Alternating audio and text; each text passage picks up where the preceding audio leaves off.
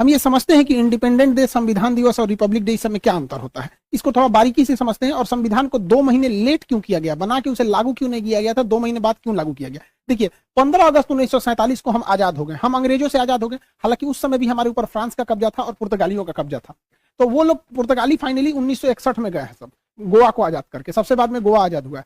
तो हम लोग तो आजाद हो गए थे, लेकिन बात यहाँ ये आती है कि आजाद हम अंग्रेजों से हो गए थे, लेकिन हमारे ऊपर किसी का शासन ही नहीं था। तो हमारे ऊपर कौन शासन करेगा, ये कोई डिसाइड नहीं था। इसलिए 15 अगस्त 1947 को हम आजाद हो गए थे, इसलिए उस दिन हम आजादी दिवस, इंडिपेंडेंट डे मनाते हैं। लेकिन हम लोग के ऊपर अंग्रेज कहे थे कि हम आपको फाइनली छोड़ के तभी जाएंगे जब आप संविधान बना लेंगे तब।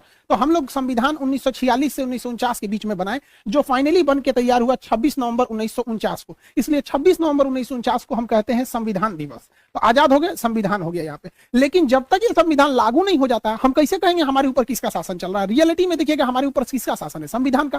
सुप्रीम कोर्ट, प्रधानमंत्री, राष्ट्रपति, नीचे से ऊपर तक सब संविधान के अधीन काम करते हैं। तो संविधान बन गया था लेकिन लागू ही नहीं हुआ था। इसे 2 महीना बाद लागू किया गया। 26 नवंबर 1949 से 2 महीना जोड़ेंगे तो वो 26 जनवरी 1950 हो जाएगा। जिस दिन संविधान लागू हुआ उस दिन हम लोग मनाते हैं रिपब्लिक डे। और रिपब्लिक डे का मतलब होता है भारत एक रिपब्लिक है, अर्थात यहाँ के राष्ट्रपति जो है वो खानदानी नहीं होंगे, वंशानुगत नहीं होंगे, बल्कि चुन के आएंगे। राष्ट्रपति और प्रधानमंत्री हम लोग के यहाँ चुन के आते हैं और इन्हीं लोग का हमारे ऊपर शासन रहेगा। इस वजह से जिस दिन हम आजाद हुए उस दिन को हम 15 अगस्त यानी स्वतंत्रता दिवस, इंडिपेंडेंट मनाते हैं। संविधान जिस दिन बनकर तैयार हुआ था कि उसको मनाते हैं 26 नवंबर को संविधान दिवस। लेकिन जिस समय हमारे ऊपर उस संविधान को लागू कर दिया गया, हम लोगों को संविधान के अधीन किया गया, उस दिन को हम मनाते हैं 26 जनवरी के रूप में, रिपब्लिक डे के दिन। यह हम टोटल मैटर ये समझिए कि इसे 2 महीना लेट क्यों किया गया था, ये समझना है। तो अब हम इतिहास में चलते हैं, क्यों इतना लेट हुआ था। एक्चुअली जब द्वितीय विश्व युद्ध चल रहा था तो उस समय इंग्लैंड को बहुत ज्यादा क्षति हुई थी। जर्मनी ने धो दिया था, लंदन पर 15 दिन 15 रात बिना रुके बम गिराया था। तो इंग्लैंड की जनता जो थी युद्ध से पूरी तरह त्रस्त थी। वहां कंजर्वेटिव पार्टी की सरकार थी, विंस्टन चर्चिल प्रधानमंत्री थे।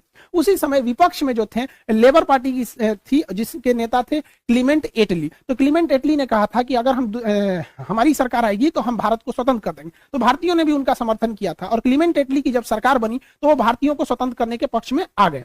उन्होंने अपने 3 कैबिनेट मंत्री, आप देखते होंगे भारत में भी कैबिनेट मंत्री होते हैं, जैसे रक्षा क्षेत्र के कैबिनेट मंत्री राजनाथ सिंह है, विदेश मंत्रालय के कैबिनेट मंत्री एस जयशंकर साहब है।